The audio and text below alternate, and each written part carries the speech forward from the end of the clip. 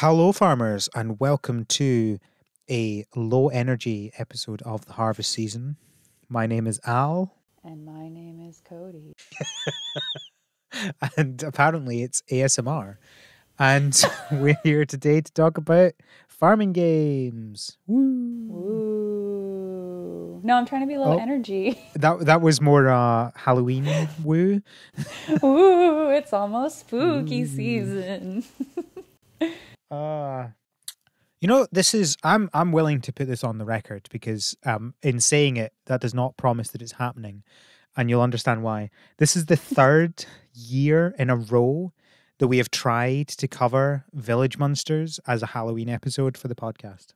Third year in a row. So that is not a promise that you'll get it this year. You probably won't. Hence why I'm saying tried. Aww. One day we'll actually cover it. I believe. Games take a lot of time to build. And we'll get back to that later. This episode we're going to talk about Farmville 2 Country Escape. Yeah. I'm here to represent mobile games yet again. Cody, we'll get you on for a non-mobile game episode one day. Well, Lens Island is coming out. Lens Island, of course. Oh, and we're talking... Apico as well. Yeah. So we got some things to talk about. We've got some things. Obviously, before that, we'll talk about some news. And first of all, Cody, what have you been playing? I have been playing the very fun game of second year PhD student. It's a very fun game. Because I am a second year PhD student, I don't have a ton of time. So I've really only been playing Farmville 2, of course, and then Pokemon Go. That's pretty much all I've been able to play. I've also been in a kick. Fall always gets me into this kick of reading. Like I just start reading a lot more. So I've been reading a lot. Fair enough. What have you been reading? A lot of fantasy books. So I'm big into sci-fi and fantasy. I usually also have a book that's like a science book, but right now it's a lot of Sarah J. Maas. She's a fantasy author. I'm reading her Court series and the Throne of Glass series. So if anyone, and then I also have the Shadow and Bone books. So if anyone loves those books, hit me up. Let's talk about them. What have you been playing or reading?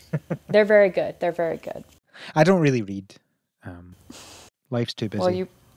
Yeah, that's fair. What have you been playing? I have been playing, obviously, a bit of Farmville 2. Obviously, a bit of Pokemon Go. I've been playing a bit of Pokemon Unite. I have been playing a lot of Story of Seasons, Pioneers of Olive Town. I got hooked again. It just happens. It just happens. That's been fun. I've nearly got enough to build the greenhouse in it, which is like basically like the most endgamey of endgame. I am getting married in 2 endgame days, I think. Wow. And I have been doing some of the DLC stuff as well. So yeah, that's probably what I've been focusing on most. And I've been shiny hunting in Pokemon as usual. Oh, nice. What are you going for right now? I am currently looking for a Galarian Darmanitan. Nice. Do you just do eggs? Oh yeah. Mm-hmm. It's the easiest one I find. I mean, either that or soft resetting for legendaries. They're the only 2 I can deal with because they're so low stakes. I can't be doing with any chains because they're just so stressful. I can't even think about doing soft resetting because I would totally be that person who just gets into the rhythm of like turning your game off, turning it back on or whatever. And like, I would probably do that on the shiny. I did worry about that, but it's so different when you see it. Okay. I mean, don't do it for a Pokemon that it has a rubbish shiny, right? Because you glance over it and you go, oh my word, it's different. And it's like just so dramatic. Because I think the first one I did was Latias in Oras. And yeah, it was just so like, oh, it's there. It's the shiny. Because it's just like such a dramatic color difference that I had no risk of doing that. I think the thing is like not to get into, like the rhythm is fine, but you don't get into a quick rhythm right? You got to Okay. make that a slow one. Like you wait for it to load, blah blah blah. You do it, you glance, then it's time. Always have the gap between glancing and pressing the button for your brain to have the time to process it. If you just glance and press the button to soft reset at the same time, that's where you get the problem. Hmm. It's actually harder to soft reset over a shiny in Sword and Shield because there's obviously no quick button combination to soft reset. Okay, that's good. But yeah, that's the thing. The problem that most people have when they do that is they don't give. There's no gap between looking and doing for their brain to think. That's the problem. You need to give yourself that gap. I find that what I found useful for me was actually say it. So you look, Oh, you say not shiny, and then you press the button. And in the act of saying it, that is slow enough that it's given your brain time to process it. So that if you say not shiny, but then you notice it's shiny, your brain has processed it as you're saying it. You wait, no, it was shiny. So if you make sure you yeah. say it and then you press, that is enough of a gap. Okay. There you go. Fun shiny hunting tips from Al. But yeah, I I can't do appreciate chains. They stress me out. Yeah, I Like wouldn't do I don't want a thing to mean that if I muck up, I'm reset and I have to restart something. The good thing about soft resetting and eggs is that the percentage of getting it is exactly the same every single time you do it. So you cannot muck it up. Yeah, I love egg hunting. It's really fun. But It's just so satisfying as well because you just have boxes and boxes of like really good IV'd Pokemon. yeah. Then my problem was I would have these boxes and boxes, but then I would have no friends that wanted them. No. So then I would just have like a box. Like I'm pretty sure I still have You a go box of Snom. Wonder Trade them. That's fair. I haven't picked up that game in a hot minute though, so. Yeah, well, that's also fair. Yeah, so that's what I've been playing. Shall we talk about some news? Yes. So Chibig, who make Summer in Mara and Dayland and are running the Kickstarter for Ancora Lost Days, have added a new stretch goal to their secret. They had a secret stretch goal that they didn't tell us about, which we hit, and that is that there is now going to be a physical copy of Summer in Mara. So yeah, there you go. If you want that, you can go in. There's different. None of the existing pledges include that. So if you do want that, you need to go and check whether you want to change your pledge to include that or not.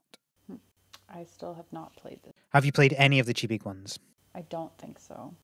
I would start with Dayland if you've not played any of them. I think Summer in Mara is a better game, but I think that Dayland is an easier game to get into. Okay. And I do prefer Summer in Mara. It is definitely better. It's more fun. But Dayland is reasonably short. And if you get hooked by it, you'll be like, okay, now I'm playing Summer in Mara. And Summer in Mara is a very good game. I very much enjoy it. Okay. Lens Island Early Access is coming on the 5th of November. Woo! I'm so excited. And this is for people if you've backed it on Kickstarter, which I have. Yes. And so have I. So I keep getting like emails where they're like, here's this demo, here's this, here's that. And like, I keep telling myself that I need to try, I like want to play it. Well, I do want to play it. I keep telling myself to play it. And then I keep not. So, I will actively do this one, the early access one that comes out, because this game has always looked great. Every time I look at the like updated videos or updates that they make to the game, I'm like, yes, this game looks great. Yeah. So I was planning on waiting till at least the early access. okay. I hadn't decided whether I was going to play the early access or not, but I have now decided that I will, based on information that I'm not going to share on the podcast just now. But yes, I have decided that I am going to play the early access. Cool. So yeah, because I think the full first version, the non-early access version, I don't think is expected to be released for at least another 9 months. Yeah, And let's be honest, it'll probably be longer. But they have a plan for like the next 2 years as well. Oh wait, no, early access 2 years away. So yeah, it's definitely play it now or wait 2 years. So yeah, I'm going to play it when it's in early access. So one cool thing about this early access thing was that like if you had backed at the contributor tier, your name gets put into this foundation stone that's like in the game. I don't think I backed at the contributor tier because my name is not on that stone. did not. I just bought I think the cheapest one that gets you the game. In fact, I don't know. Does that definitely include early access? I think so. For all backers. Oh. Yes. Yeah. No, early access, that is included in that one. That's fine. Yeah. Okay. So yeah. Phew. I will also be playing this, but I really enjoyed it. I like the email that they sent to the backers was really good. I felt like, you know, they laid it out as like, this is what we're going to do for the 3 months post launch of early access. And then here's what we'll do these months after access. So like, I thought that was really cool to like see. They've obviously put a lot of thought into all of this. Yeah. So I'm really excited to play it. And it feels like if I start playing it now, then even for the next, 2 years, I will have, there's always going to be things being added. So yeah, it'll be good. Yeah. Yeah. I think it's really good because obviously every Kickstarter game is late, right? It's just a fact. You know, even Lens Island is already late because they'd said that this would be March. And that's fine. But what I think is interesting is the fact that they've given us this list of what they're planning to do, and it does stretch out to 2 years. And that, I think, to me, implies they probably won't be very late, if at all late, for that. So, you know, 2 years, that would be coming out of early access in November of 2023, roughly. So, you know, I would be surprised if it's not released by the end of 2023 or maybe Q1 of 2024. Just they've given a lot of detail, which I'm very impressed by. Yeah, I'm excited. I'm looking forward to it. I think this is because I don't think I'm gonna get Brilliant Diamond Shining Pearl. So I think this is like the only. Yeah. Cody. I know. I'm sorry. I think this is the only game that I have to look forward to this year coming out. There are so many games coming out. I know, but this is the only one that I care about. I also have, my head has been so buried in the sand because I've been working and reading and doing my research and stuff. So like, I have to pick and choose, and this is something I've already put my money into. So I just have to play it now. No, that's fair. I mean, it doesn't help that I have like 30 Kickstarters. Yeah, I think that I guess if my partner said that he wants to get us both Brilliant Diamond Shining Pearl, and like he'd get me one and he could have the other one, like, but I don't think he seemed that interested in it, so I don't think, but like, yeah, I don't think I'm gonna get it. So this is what I'm looking forward to. So I have 15 Kickstarters that I'm currently waiting for stuff from. Oh my God. Yeah, Lens Island is my only one. And I have another 16, sorry, that I'm waiting for stuff on, and another 10 that I've received. So fun. That's the earliest one, there's one that was meant to come out in March that I've not received. I think that's the only one that's currently... that's in the wrong order. Let me flip that order. So ones that I've not received that are past their expected date, I've got 3, 4, 5 that are currently past their expected date, and another 2 that will almost certainly be past their date. Another 3 that will almost certainly be past their date. I'm not complaining. It's just very funny. Like every Kickstarter game is late, and I think it's part of the problem is because of how early they talk about things. You know, most kind of big games aren't late because they only announce it when it's basically ready, or when they've decided this has to release now. So it's...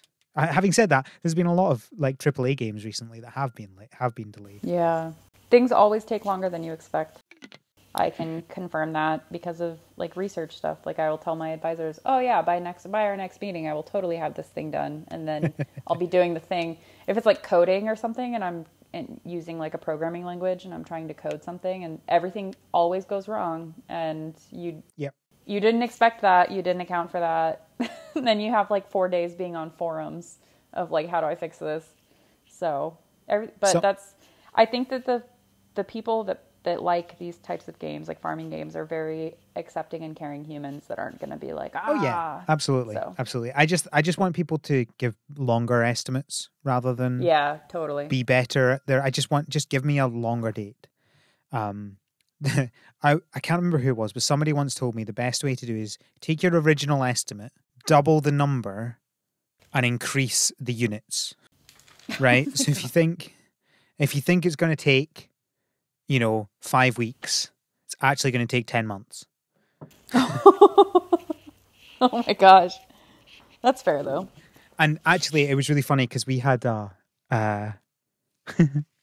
we had some work being done in our house where they said it would take 3 weeks, and it actually took 6 months. Oh my god.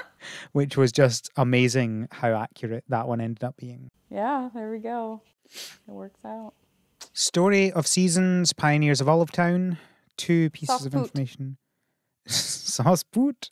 2 pieces of information about this. First of all, you can get a costume of Sakuna's outfit in the game for free just now. Go get that. Even if you don't care about getting it, get it anyway, because why not have more options? And the game is also currently available for free for Switch Online customers in the United States until the 28th of September, which, if you're listening to this on release day, is tomorrow. So, sorry, you don't get much notice about that, but I did tweet about it. So, go follow the Twitter if you want to hear about it. Don't mind me, I'm just turning my Switch on right now. I would highly recommend that if you're even vaguely interested in this game, that you go and play it for at least a few hours over the next few days, Cody. Oh wait, is it only free? Like I can't download it and then play it afterwards? No, you only get it free until the 28th. Oh, I definitely have way too much stuff to do. Just take a couple of hours out over the next few days. You've got, 5 days you have as we're recording? Yeah, and my family's about to visit. And... family, who needs them? Yeah. I am very much still enjoying that game, and it's been out now for 6 months. That's really cool. Animal Crossing, there's an update coming. Brewster! Yes, so the facts that we know at this point, first of all, the update is coming out in November. There's going to be a direct to tell us about the update in October. We don't have a date for that, we just know it's October sometime. And the only information we actually know about the update is Brewster is coming. Brewster is obviously going to be opening up. I don't know, did they actually confirm the name is The Roost still? It's The Roost, yeah. Did they actually show that?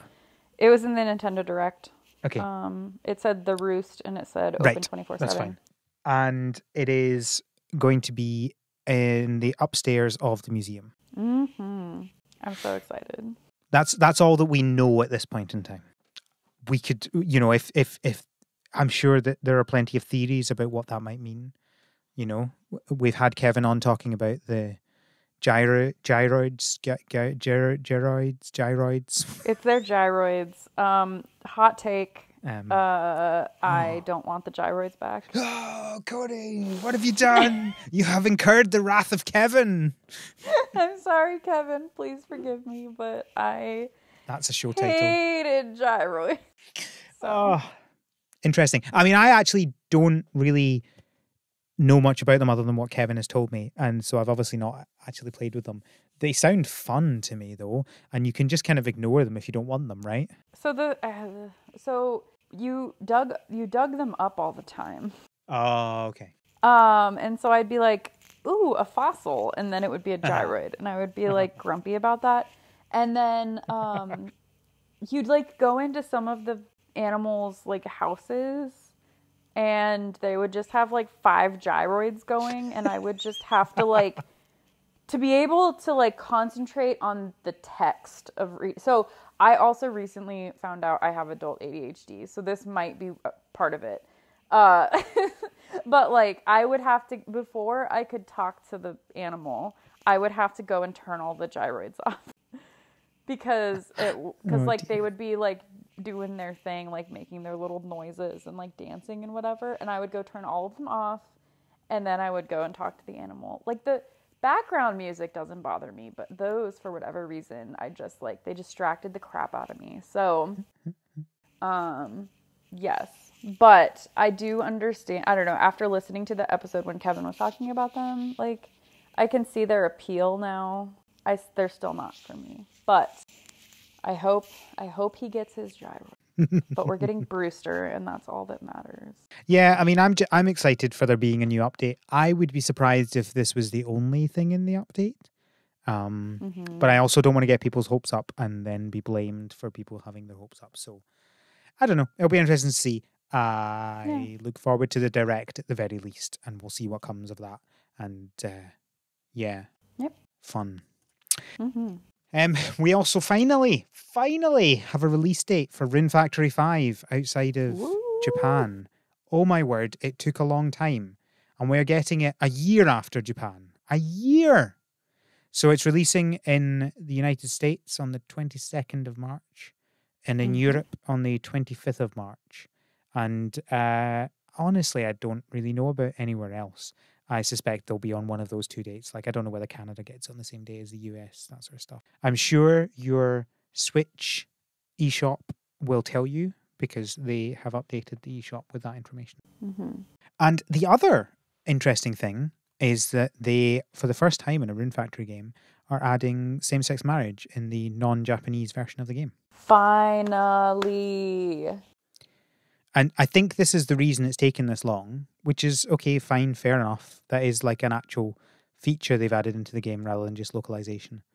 But there's a very interesting, they have a blog post. I'll add the link into the show notes if I can remember later on.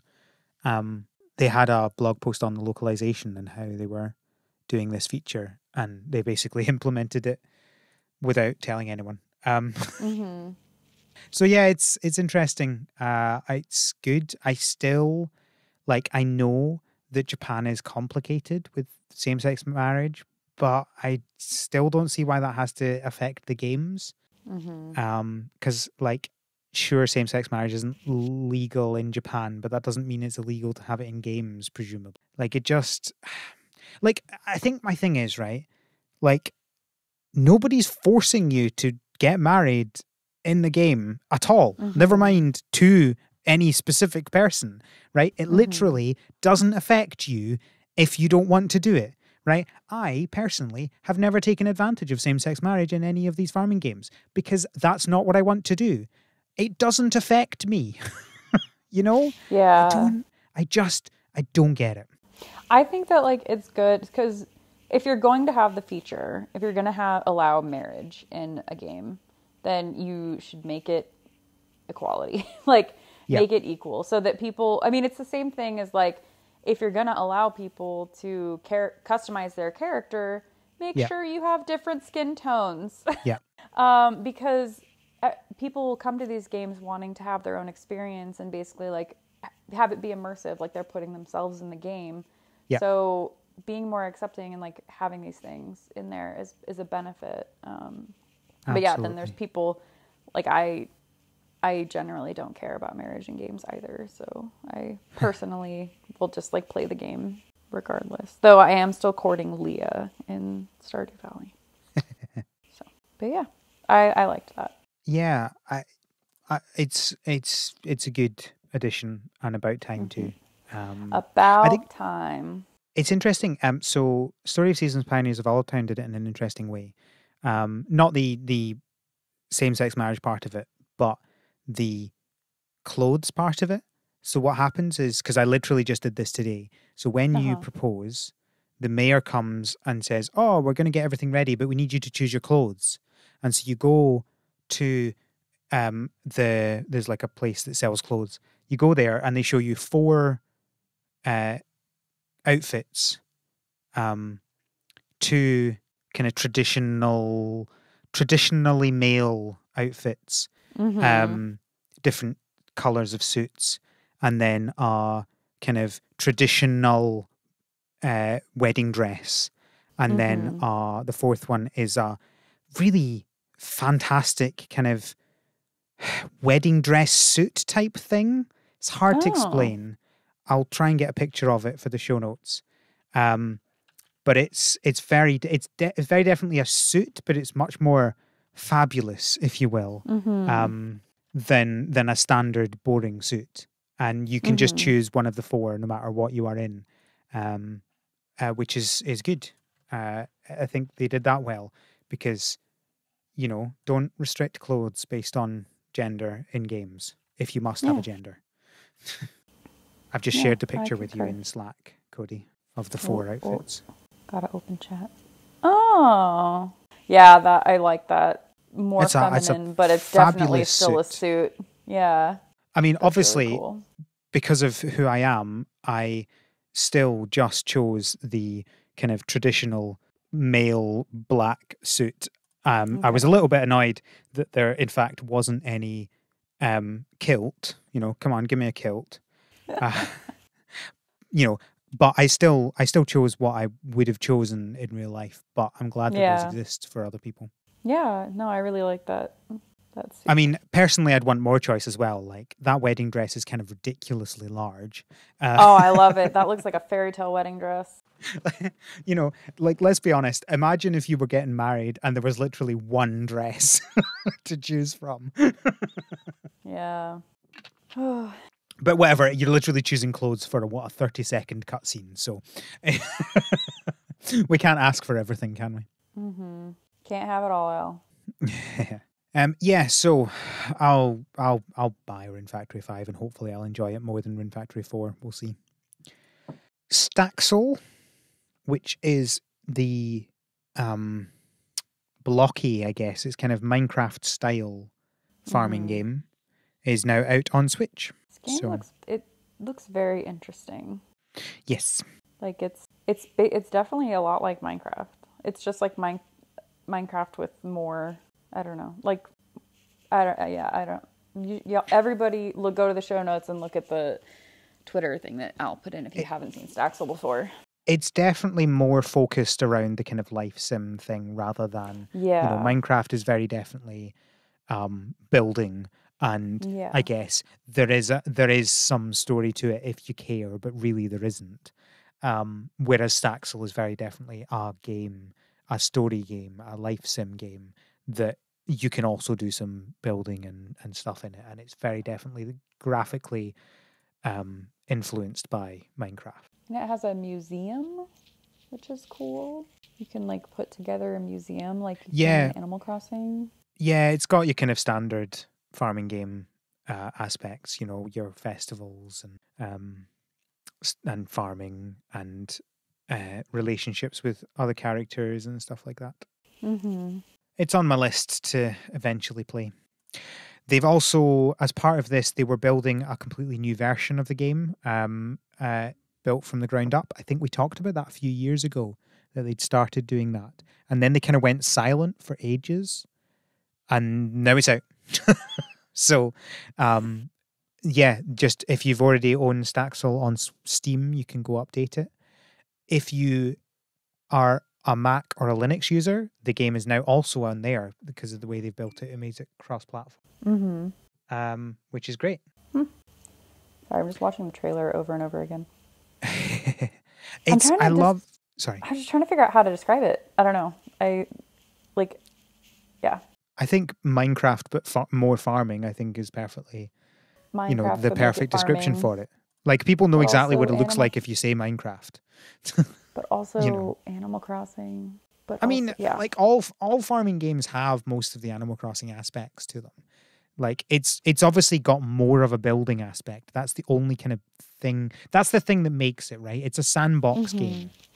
Mm-hmm. As much as because yes, Animal Crossing New Horizons has that, but it's still only very limited, right? Staxel is basically it's Minecraft, but it has much more of the other features of a farming game in it.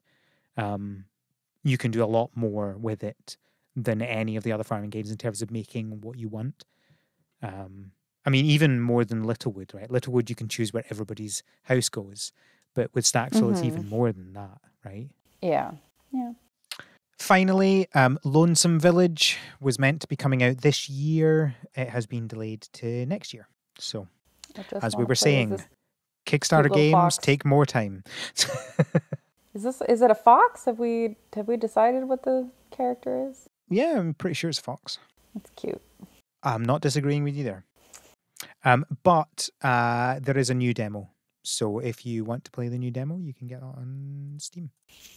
I'm going to wait Cool. for the final version, though, I think, for that. Because Yeah. even though it's delayed till next year, like, that's still very close. I want to get my desktop put together for computer games, so. Yeah, I want it on the Switch. That looks like it'd be a fun game on the Switch. For sure. Yeah. I don't think they've said that they're planning to put it on Switch, but you never know. Mm-hmm. I think that's all the news. Yeah, we can switch to our main topic, which is Farmville 2 Country Escape. Country Escape. Annoying name. Well, they have to distinguish it. So there is a Farmville 2 Tropic Escape, in which you're on like the coast and it looks like there's dolphins and stuff. I honestly have no idea what that game is like. Because I don't know if you're just like farming but on the beach, or if you're like... Yeah, I've downloaded it, but I've not played it. But I suspect it's very similar gameplay. It's just a few kind of maybe a couple of different mechanics, like the thing, like maybe your animals are different and stuff like that. Probably. Or maybe you're like managing fisheries instead. Yeah. But since we're hoping to contrast like the game that we're talking about today with like Farmville 3 when it becomes available in the US, we stuck with the Country Escape one because that is the more traditional what you think of when you think of Farmville. Yes. So. Yeah. So we'll kind of go through this in the kind of way we've done things before, and try to give it a fair shake of what it is. We've obviously covered quite a few mobile farming games now, and I guess overall summary, it does a lot of the same. It has a lot of the same issues that a lot of the mobile farming games have. Gotta pay to play. I think that's all I have to say in my summary of it. Right, that's basically it. I think if you're okay, let's not summarize it just now. Let's go through it. Right. Okay. So the two kind of main features are farming and crops and animals. They're interesting. I think they've been done in a way here that I've not seen in any mobile farming game before. Okay, how so? Well, so I know these are in the other order, but I'm going to start with farming. Okay. So first of all, you don't buy seeds. You buy a plot of land that grows a specific type of plant, and it's essentially infinite. All you have to do is water it to get that. And the water, interestingly, water is free, right? Yeah. Which makes sense, but it's infinite, but you have to store it up, right? So you have a well on your farm and you have to tap it to get water, right? You tap it once, you get one thing of water, and you use one thing of water on a field or a tree. I don't understand that feature, right? So the other thing is you don't have to tap the well. You can also just tap the ocean. What? Yeah, or the stream that's going through your game. That also gets you water. So I actually have moved, because you can't get rid of the well. I've actually moved the well so that it's like hidden behind my barn because I don't need it. Because I've like tried to tap on the well before and accidentally like hit the cow or something. And I'm like, ugh, like I didn't want to collect that right now, So I moved, yeah. But still, I mean, like it just seems like a really unnecessary click to get the water if the water is infinite. That's exactly my point. Is like, why on earth do I need to do this? You're not limiting me by time. You're not limiting me by money. You are literally just limiting me by clicks. I just have to click twice to water out. I can water as many things as I want. I just have to click twice instead of once. And it's annoying because what you do is you tap, tap, tap, tap, tap until you're full. And then you start watering things and you forget that you need to get water. So you run out of water and you go, oh, great. And then you tap 30 times and you're done again, right? Yeah. I don't see any reason to upgrade that because it doesn't give me any advantage other than just forgetting about the watering for a while in between them, Yeah. Wait, can it be upgraded? I don't know. You can buy more and I don't know what it gives you. I think you can, so It probably just makes it so you don't have to get water as often or something. Yeah, I think it just gives you more spaces. So you get 30 by It's like default. it's like, oh, now you're not going to have to tap as But you still have to often. tap. You still have to tap the same number of times. You still have to tap. Maybe, So say you get 60 spaces instead of 30. You then just have to tap 60 times. And then you can water 60 things. And then you have to tap 60 times instead of tapping 30 times. So actually, I think that's more annoying, tapping more at one yeah. time. It's not like you can tap once and refill your water. That would be a much bigger advantage to do that because you're less tapping at that point. Yeah. So that's weird with the farming. The fact that you don't buy seeds, you buy a plot of land. I've not seen that in other farming games. I kind of That's a like it. that's a Farmville thing for sure. I never played the original Farmville. Yeah, so I played the crap out of the original Farmville that was on Facebook. Yeah. Um, and it was the same thing there. Like you would basically like throw down a wheat field and then that would always be wheat. So but it is unique, but I like it because then yeah, you just have to have the water resource. But Yeah, so I think it's almost certainly only exists to make the game simpler, right? mm-hmm. Which is fine. It's a mobile game. They're always going to simplify some things. I don't have an issue with it.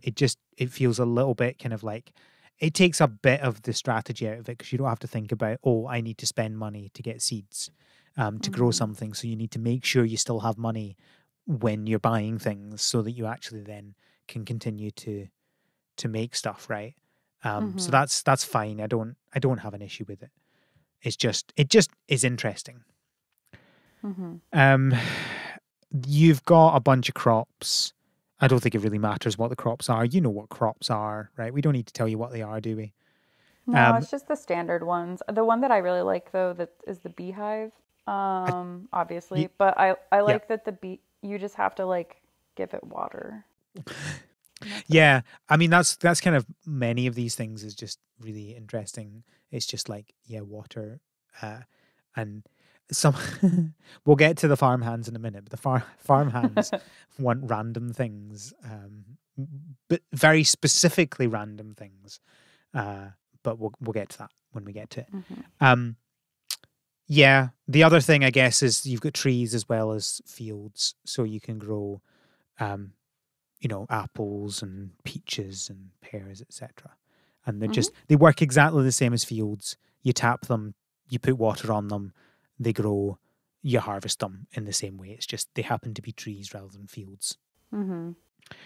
Um, so then there's animals which again are very similar in their weirdness, I think. Um, so I mean, first of all, the way you use them is they're weird, but they're fine, right? So you just go, oh, you buy your animal and then you feed it something and then it gives you a thing, right? It's the same gameplay loop as the other things. It's just Mm-hmm. a different you instead of giving them water, you give them corn or wheat, and then instead of getting a crop, you get a byproduct. And it's just there's a certain amount of time and that's it is what it is. What I find really weird is that the limitations, and it's the same as the fields, but fine, whatever. They're trying to make you spend money, but Mm-hmm. you you only get one cow for coins, right? You and I don't know whether this changes later on that I've not noticed. But you only get one of each animal using the standard currency in the game. So yeah, I guess we should say what level are you at now? Oh, I am probably miles behind you. I did not enjoy playing this game. Okay, but I am level 10. I am level 33. Woofed. Um, and I still only have access to the one. Okay, right. That's fine. So So I thought that might be the case because it tells you when you can unlock animals at higher levels. So like, the goose you unlock at level 32. But there's nothing saying that I would get another cow at a certain level. And in the fields, I think it doesn't tell you either, but you do unlock more of each type as you level mm-hmm. up. But you don't do that with animals. So you can only ever if you don't get a good number of keys, which is their basically paid currency, you can get some free, but very limited numbers. If you don't get a decent number of them, you will never get a second cow. You will never get a second chicken. Ever. It's just not a thing. Yeah, which can make it frustrating when you get some quests where they're like, collect 30, this is not true. Yeah. But like, maybe it'd be like, collect 8 milk. And then you're like, Yeah. ugh. Exactly. Like, I have to do this 8 times and it's only 1 cow and like, ugh. So. Yeah, it's the weirdest and most annoying thing to me is we're going to come back to this again and again, right? It's the monetization, right? Why do they restrict you to 1 cow?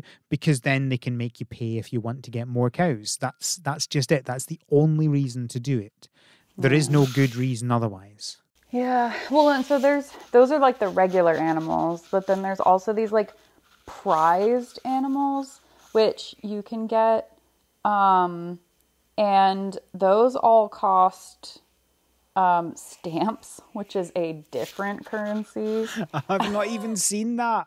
Okay, yeah. So these are animals that like basically they become animals that you can tend to with farm hands. So instead of it just being an animal that you can click it and you get the resource and then you feed it and you're done, the prized animals, you have to make food. So like, for example, I got my prized Dalek sheep right here, and I need 3 sheep feed. So then I'm going to have to go to the windmill and make 3 sheep feed, which 1 sheep food is 3 tomatoes, a peach, and 2 potatoes. So then I would have to make 3 sheep feed, and then I can go and put like up to 4 farm hands onto the sheep. Yeah. And like as you feed them, like as you visit or take care of your prized animals more, their experience goes up and then their quality goes up, and they give you more resources or more ribbons, which is another currency. My word. I don't... Yeah. So. Cody, are you enjoying this game? I have been enjoying the game, but I will tell you, I am not gonna be sad when I don't have to play it anymore. You're getting tired of it, are you? I've hit the point, and I actually was telling my partner about this. I'm like, oh, like today's the day I'm recording the podcast. Like I can finally uninstall this game. And he was like, every time I see you, you're playing this game. He's like, I thought you loved this game, and I'm like, I do, but like I don't have the time. I just play it so much, and it's enjoyable, but I do, like, every time I'm playing it, I'll be like, oh, I'm just going to jump on and, like, check on things. And then I get sucked in, and I'm just like, ugh. So I'm trying to limit the amount of things on my phone that are like that. So, yeah. But I am enjoying it. There is a lot to it, and it can be very overwhelming. Now that I understand it more, because I've been playing it basically since you set this as something that we were going to play about 6 months ago, it feels like. Yeah, I think it was in July. I think I'm so sorry. We've delayed this episode multiple times, which of course, when you're trying to stop playing a game, is not helpful. I'm so sorry. No, it's totally fine. See, and if I didn't have a life where I shouldn't be on my phone as much, I would stay on it, because like I do like this game, but I just can't play it this much. Anyway, so yeah, back to the game. So there's. I think. Sorry, what? I think. Yeah. So just as you were explaining the prize show animals, whatever you want to call them, I was just. Well, no, those are different. I got so exhausted in that explanation. Like, I think this is my main. So the 2 main problems I have with this game is, one, the monetization, which sure, fine, you're going to have that issue in all mobile farming games, but that doesn't mean that I'm not going to enjoy it. Like Blocky Farm, I actually enjoyed playing. And I actually put money into that game. But this one, the other issue it has is it's one of these games where you make a thing to make a different thing to make a different thing to make a different thing to make a different thing to make a different thing. Yep. And like, obviously all farming games have that, right? Like I've been playing Story of Seasons, Pioneers of Olive Town, right? And you make a thing and you put it through a maker and you've got a thing. But it generally stops there, right? The worst case you have is you grow something, you put it through a maker, and then you cook something with it. 3 steps. Yeah. There might be multiple ingredients, but generally 3 steps is the most you have to do. But it feels like there's a lot in here that's like, do these 10 steps in order. Yeah. You know, and it just becomes exhausting. And I don't have the energy even to listen to it. Yeah. I don't know. Maybe it's definitely this game. It's definitely not mobile games. The monetization thing is mobile games. But I can forgive that if the rest of the game is good. Yeah. But I've not been enjoying this one at all. Well, and it can just be so overwhelming because there's so much to do. So like just talking about the animals, there's the regular animals, there's the prized animals, and then there's the show animals. No. I didn't realize they were a separate thing. Yeah, they're separate. So the show animals, you basically get like a little pen and then you choose an animal, and then for like a couple days, I want to say, you give it whatever it wants. So it'll be like a pig, and the pig's like, I want a doll. So you make a doll, you give it to the pig, and then the pig's like, I want some corn. And you just keep doing that for a couple days. And then when you're done, it has grown to a certain level, and then you get a prize for how much it's grown, basically. And then the grown ones like walk around your farm, which is pretty cute, honestly. But the one good thing about this, and I know we're going to talk about cooperative play later, is that you can have random people help you with this. So like it'll basically say, do you want to raise a show animal on your own, or do you want to join this random person raising the show animal? So then they are also doing the exact same thing that you're doing by feeding it whatever it wants. And then it gets to a higher size and you get a better prize. But like, it's just another thing that you have to be checking. Yeah. I think that's the thing, is that I feel like the way this game works is you have to do everything. Yeah. And that's not what I like about farming games. I like farming games where you can focus on 1 or 2 things if you don't want to focus on everything. And I think the way that they basically make you focus on absolutely everything, because the game is incredibly slow if you don't, just gets so frustrating. Whereas in Pioneers of Olive Town, basically all I'm doing just now is growing broccoli constantly to make as much money as possible, right? That's all I'm doing in that game. You can't really do that in this game. There's nothing that is profitable enough that you can just do that for a few days and get a decent amount of stuff and then do something. And part of the reason is because it's the monetization again, right? Like all of my complaints are coming down to the monetization or the restrictions or something like that. Like the thing that keeps putting me off the game. So I'll play it for like 15 minutes and I'll get really annoyed and I'll turn it off. And the reason is almost always the barn, the storage space. Oh my word, the storage space. I've expanded it once. I can't remember what the initial storage was, but I've expanded it once and I have 60 spaces in the barn in total. I am always full. Full. Because like, you know, I'll harvest my 3 wheat fields and immediately I've got 9 items. Right? And then you harvest your 2 apple trees and that's another 2 items. You harvest your corn. I can't even do that just now because I'm full. And there's nothing I can sell currently. There is nothing on the board that I can sell to get rid of stuff. And I can't put things into the makers because they're already making things. And the one maker that isn't making things has something in it. And I can't get it out of it because my barn is full. I'm stuck in this game. I can't do anything. So you only have the board? Yes. You don't have the farm stand? Oh, I think you do, but like, it's just, that requires other people to do it, to buy stuff, doesn't it? They buy it very quickly. There's so many. So like the farm stand. I don't want to sell stuff. I want to keep all the stuff I have. That's part of the Okay, problem. what is your barn capacity at right now? 60. I have upgraded mine to 200. That's great, but I can't do that just now because I don't have. You can only find the things that you get in the glade, the pond, the mine, the pier, and the mill. Right? I don't have any Yeah. of those unlocked. I'm not high enough level. I only have. I have the glade, but I haven't got anything. It's so slow. It takes 15 minutes each time, and most of the time I just get a berry. Congratulations! gosh. Here's a berry. Woo! Yeah. Like, it's just, I literally can't do it. And anyway, right, here's the fun point. I can't get the stuff from the glade even when it's finished because my barn is full.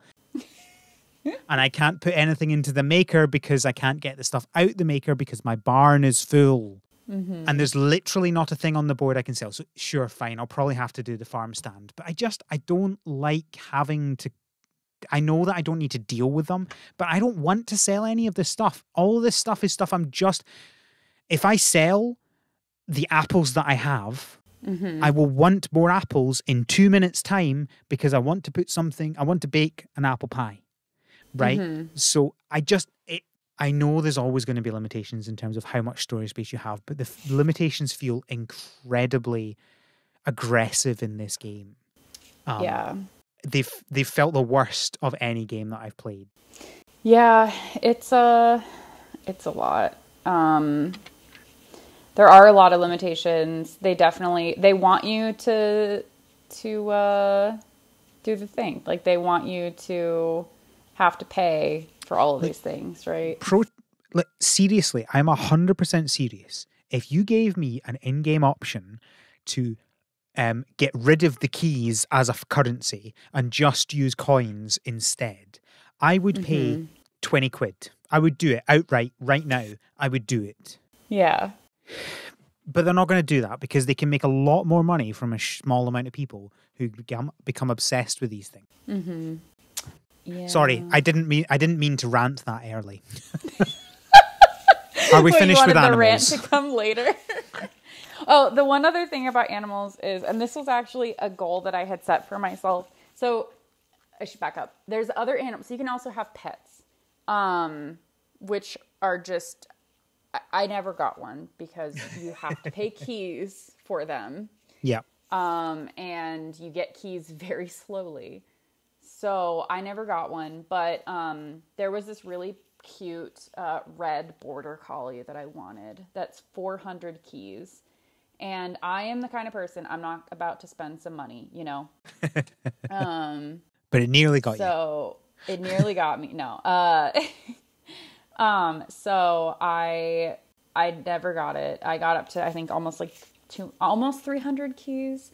But I don't think that they do anything. I think that's just like a prize, or maybe they like go and collect some resources for you, but I really don't think that they're just vanity pets basically at this point. Yeah. But they were very cute. So that is the final animal. Okay. I will end there. I'm calm for just now.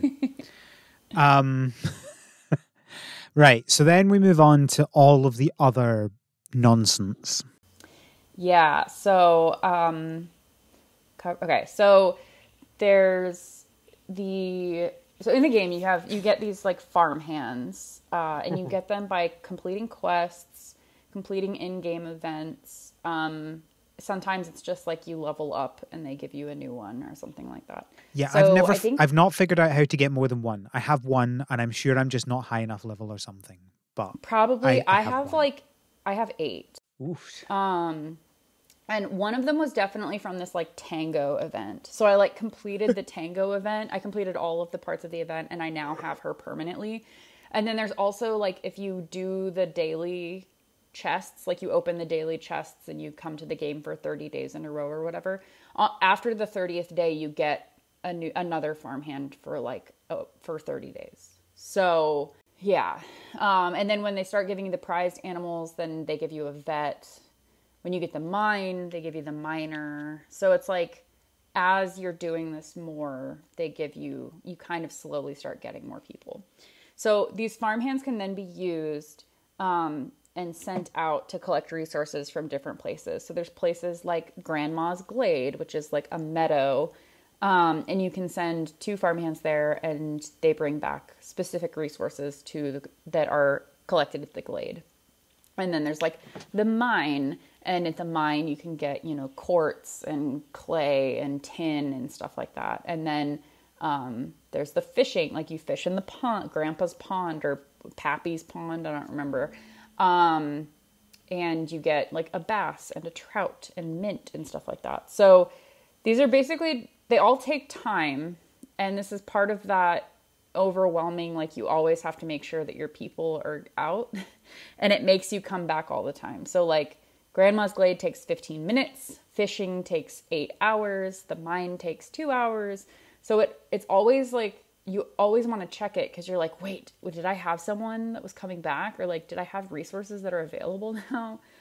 And then sometimes in quests, they'll say like, oh, this person lost their hat in Grandma's Glade. So then you have to go to Grandma's Glade to get their hat or whatever. So that's... Yeah. Yeah. Yeah, I think they're fine. I don't have a massive issue with them. I think my only real issue with them is I don't know why they require you to put things into them that isn't just money, right? Like if I have farmhands, can I just pay them, please? Right? I have money, right? The problem with this game is I have a lot of money. I can't do anything with this money other than buy stuff from other people online because I have bought everything I've unlocked and I still have 3,000 coins that I can't do anything with. But yet my farmhands won't take money, which makes no logical sense. They want buns. They want me to make them buns. Why do they want buns? So there is, later on, there are certain buildings that or like if you use your coins to expand your property, which starts out at only like 20,000 coins or something, right? But like I'm about to buy a new property building thing and it's 800,000 coins. I mean, that's fine, but like I'd rather pay them just now than get. Yeah, that's like fair. It just seems like a weird, like I'm now waiting because I'd forgotten that I had to get more. I'd forgotten I'd used them up, right? So I can't use my farmhand just now because I'm waiting for my cow to produce milk so that I can produce the biscuits to give them to that guy to find probably just another berry. But if your cow if your cow finishes the milk, you don't have space in your barn, so you can't get it. I do now. I gave up and sold a bunch of stuff online. I don't know why I'm still playing this game. I'm not enjoying it. Go away. I'm uninstalling this game. Oh my gosh. Yeah, so that's the things that you can send your farmhands to. And you can also there's also these in-game events that you can send your farmhands to as well. But we'll talk about in-game events later. Other things that are always there are things like this guy named Nick, and he's got his knickknacks. So it's this traveling salesman guy that shows up every now and then, and he just asks for really basic things. So I think right now he's asking for a ornate stein, a yarn doll, and a tin button from me, and then he's going to give me like 100,000 coins or something like that. So he shows up, he's there for, X amount of time, and then you just have to give him his stuff while he's there. And that's pretty much that. Similar to that, there's the airplane hangar, and the hangar basically tells you what resources they're coming for, they will want. So if the airplane isn't there, it just says like corn, yarn doll, tin button. It's like basically like make these things or be prepared to provide these things when the airplane comes. And then you create those items and then give it to the plane. The plane is there for like 16 hours, so you have a hot minute. But sometimes they ask for like Al was saying, like, what if they ask for the lobster mac and cheese? So you have to make the mac and cheese, and to make the mac and cheese, you have to make goat cheese, and to make goat cheese, you have to use goat's milk. So, and then to get a lobster, you have to send your people to the pier.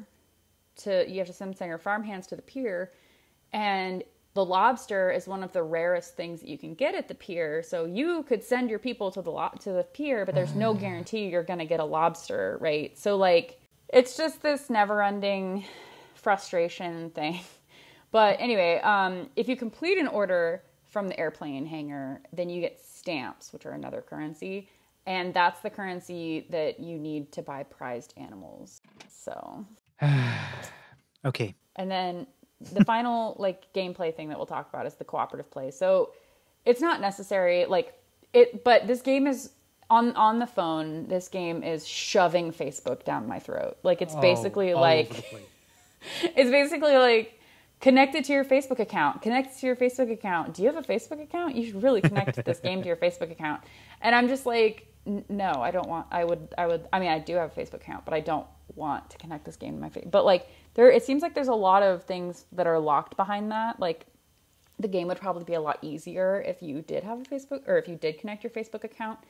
And if like, say I wanted to play with Al, but I didn't put my Facebook on there and I didn't, and you don't have yours, to add each other as friends is so difficult. And I didn't add anyone as a friend, so I don't know what the benefit of that would be.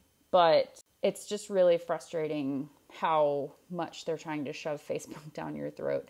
There is like the farm stand, so that's a place where you can put out your goods that you've made and then other people can buy them.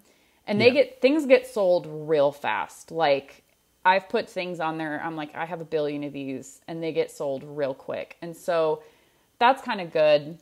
It's a way for you to like get rid of things that are really high quality or like high cost, but you don't need them anymore. So that you can save up money to buy property. And then you can also go on every 5 minutes, the market like refreshes. So you can go and look and see what people are selling. And some of those you can't see unless you're in a co-op, which we won't talk about that. Basically you join a group of humans, but it's better if you have Facebook, of course. And so since I didn't join a co-op. We don't need to talk about all the features. Yeah, some of the things like if I'm looking for something, you can usually within a couple refreshes of the marketplace, you can usually find that thing. So like sometimes I've looked at the airplane hangar and been like, I just need this one thing, but I don't have time to make that thing. So I'd go and look at the marketplace, and it usually shows you like 10 or 15 different farm stands of other people, other players. And then it refreshes every 5 minutes. So you can usually find what you're looking for. But other than that, I really didn't mess with the cooperative play at all. So yeah. I connected it to my Facebook account because I didn't really care, and it gave me some free coins. That was the only one. Yeah. For sure. I've not really. I've done a little bit of the selling because they had that in Blocky Farm as well, but I feel like it worked a lot better in Blocky Farm because the restrictions on how much you can have felt less aggressive, and so I was actually generally selling things that I had multiple of that I didn't need, and I was trying to just, it was just to raise money. But the problem is I feel like all I'm doing here is trying to get rid of it so I can get more stuff. But the problem is the only things I have are things that I want. I don't want to get rid of any of them. And I'm just too early in the game to be able to expand my barn more without spending money. And I just don't have the energy and the patience to get through this game that wants me to spend so much money on it. Just to get through that incredibly annoying stage, Mm-hmm. I don't want to play a game that annoys me into paying money for it. Yeah, I mean that's really the only reason I would ever put money into this game is because I'm just like, fine, like I want to do this already. Fast. Yeah, and I refuse to do it because it's annoying me. I did it with Blocky Farm because I was enjoying the game and it would help me move a bit faster, and that's fine. But really, I just wanted to give them a bit more money. I didn't do it because it was annoying me. It was much better at dealing with that. It was still a little bit, the restrictions on storage and stuff are still a bit annoying, as it's always going to be in one of these games because of the way they make their money. But it felt less annoying. And so I didn't feel like it was constantly badgering me to do it. I think part of the problem is the fact that there are things you can only do with keys, Yeah. right? So you cannot buy a second cow without keys. It's just impossible. Mm-hmm. Whereas in Blocky Farm, you can do everything just slower. Whereas you can't do everything in this game without paying money. Or, I mean, okay, you can, but it takes a long time to get keys. Yeah, it really Like, does. You can watch this video and maybe get we'll watch 10 videos and maybe get 5 keys. So yeah, takes a bit. it's not worth the time. You know, at that point, if I really wanted keys and it was watch all these ads and get a few keys, I'd be like, no, I'm just gonna buy it on this one, right? But Yeah. it's not worth it.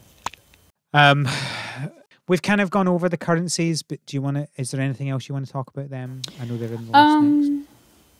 I think the biggest thing is that we didn't mention was fertilizers and golden gloves, which are things that the game gives you. The game gives you these inherently. So stupid.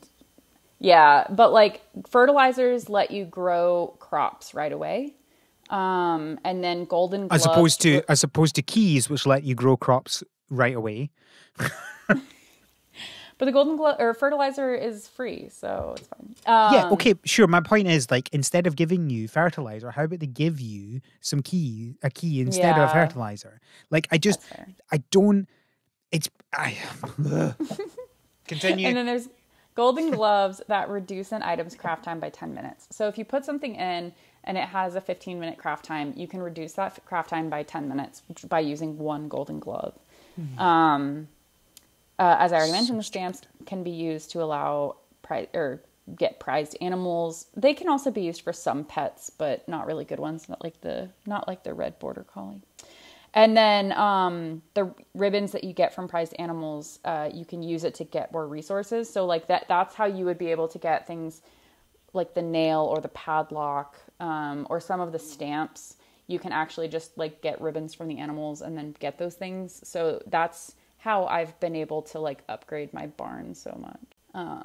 Yeah, that's pretty much it for the currency. There's just a lot of them. There's a lot going on, and it can be really overwhelming at first. Yeah, there really is. And I think part of the problem is there's a bunch of items in the game that are basically just currencies as well. Your nails and padlocks and stuff are basically currencies because you can't do anything with them other than use them to upgrade stuff. And it's either that or keys, right? It's just there's a billion currencies in this game. Yeah. And you never have the right thing that you want. Yeah. So I guess the final thing to talk about is the in-game events. So these are seasonal events or things that can change. So in early July, I guess I started in early July. There was a Father's Day event where you made things that are related to father. I think you made barbecue and stuff. And then there was a popcorn festival where you made a bunch of popcorn things. So basically in these events, you're trying to make themed items to complete different phases of the event. And if you complete the final phase, then you can usually get an in-game pet. You can have access to purchase an in-game pet that is seasonal to that event. You still have to pay cost keys. And then you always get, usually if you get to at least, I want to say the third or fourth phase, then you could get a farm hand that you'll get for a bit, either a limited amount of time, or you could have them for an extended amount of time, indefinitely. I think I still have that Tango Lady. So currently in the game, there's a pet show competition, and you're making things like dog biscuits and squeaky balls and toys and stuff like that. So, these also include the collection of event-specific resources. So in order to make a lot of these event-themed items, you need to get event resources that you can get at the Grandma's Glade and that type of thing. And then there's also a specific event tent that you can send your farmhands to. And they usually always have 2 different types of event-specific resources, and one of them you can only get from that tent, and you have to send your farmhands there. It takes an hour. And then the other one you can get at any of the normal farmhand things. But you could also possibly find them on the marketplace. Like people might have finished the phase that they're on, because it also changes by the phase. So phase 1 uses certain resources, and then phase 2 you will use different resources. So they really make you do a lot. I don't know. They can be kind of cute. I thought that some of them were really cute, and one of the pets I thought was really cute, and I kind of wanted, but not enough to like make the push, because the first few phases of the event are very easy, but the last ones require the collection and creation of a lot of resources, and I generally don't have time for it. And by that point you have that like, oh, I've put so much effort into it, maybe I should just put money in to like make sure that I make it.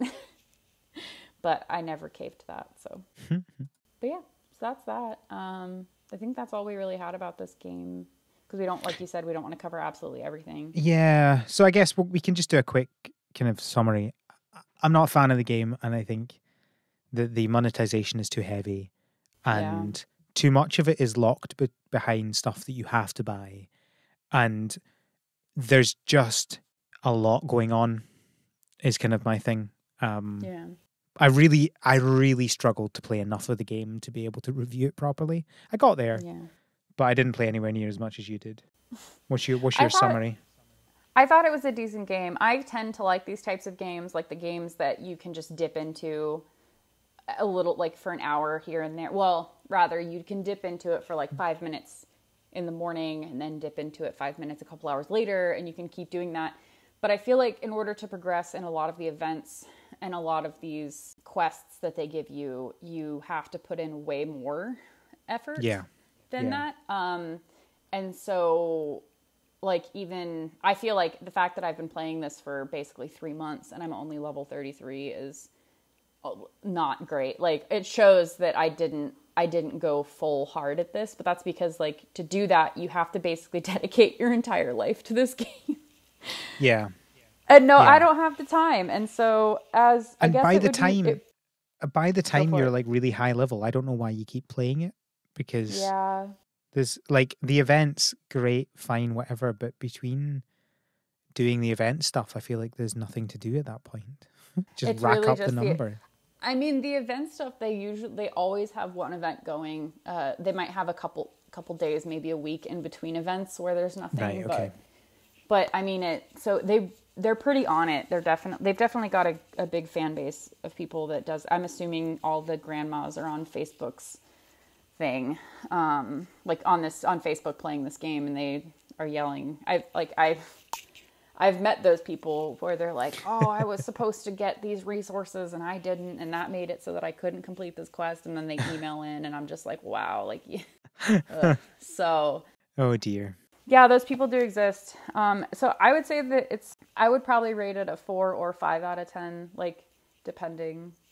The monetization of it and the fact that they shove Facebook down your throat is really frustrating. I feel like I wish I could just tell. There should be something in the middle or in the beginning that you say, like, I don't have a Facebook account, and then it just takes away, or like, I don't want to link my Facebook account, and then it takes away all of those, like, flashing, like, connect your Facebook, like, because I don't want to. So weird. I would like that, but yeah, I don't know. So Al, are you looking forward to Farmville 3 now? I'm very looking forward to it. So I've actually started playing it already, a little bit. Oh, okay. So right, we need to explain a little bit of Farmville 3. It's a really weird rollout they're doing. So Farmville 3 does exist. Now, I don't know whether it's in a testing phase, and that's why it's in this weird state. It's only available in a few countries. And there is actually a website that's kind of trying to keep a list of where it is. So it's currently available in Australia, Belgium, Canada, Denmark, India, Ireland, Italy, Malaysia, the Netherlands, Norway, New Zealand, the Philippines, Thailand, and the United Kingdom. It is not available anywhere else in the world. Mm-hmm. So what's that? 13 countries. That is a weird way to roll it out. And it's been this case for several years now. So I think the first places got it at like the beginning of 2020, and like some places have got it in 2021, and they've not given any information about when it's going to be released worldwide. And I don't know whether anything's changing about it, whether it's like not released everywhere because they're still testing stuff. I don't understand what the deal is. So I don't know when we'll be able to cover this game on the podcast because it's not out in America.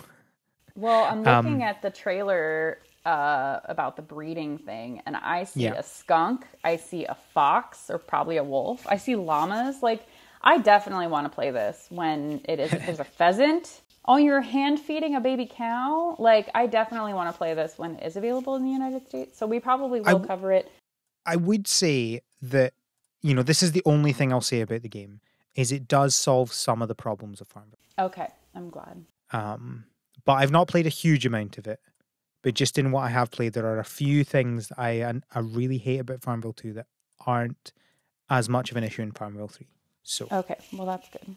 we'll cover it when we cover it. I don't know what their deal is, but it is what it is. Mm-hmm. Thank you, Cody, for joining me to talk about Farmville 2 Country Escape. Thank you for having me. Where can people find you on the internet? People can find me at my Twitter, which I always have to go to remember what my thing is. Which is just my name. It's just at Cody Mathis, Cody with an E. You can find me on Twitter at the ScottBot. Scott has one T. Mm-hmm. You can find the podcast on Twitter at THSPod. You can email us from our website, harvestseason.club, where you can also find links to everything else that is related to us, including our Patreon, where if you subscribe, you get access to The Greenhouse, our also fortnightly, but the opposite week, Patreon exclusive podcast about random other things. Mm-hmm. If you subscribe, the next episode of The Greenhouse is all about chocolate. No, it's all about the latest Nintendo Direct. And we also talk about chocolate. Mm-hmm. So you can have access to that. And all these links obviously will be in the show notes. So if you didn't catch what I was saying, just go into the show notes on your podcast or I was going to say onto the website, but if you didn't catch that, then never mind. Look in your show notes in the podcast app. Mm-hmm. Thank you again for joining, Cody. Thank you again for having me on. Thank you, listeners, for listening. And until next time, have a good harvest.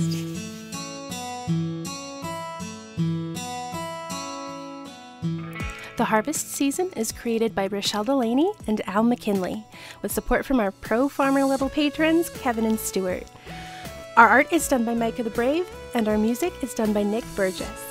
Feel free to visit our website, harvestseason.club, for show notes and links to things we discussed in this episode. Thanks for listening.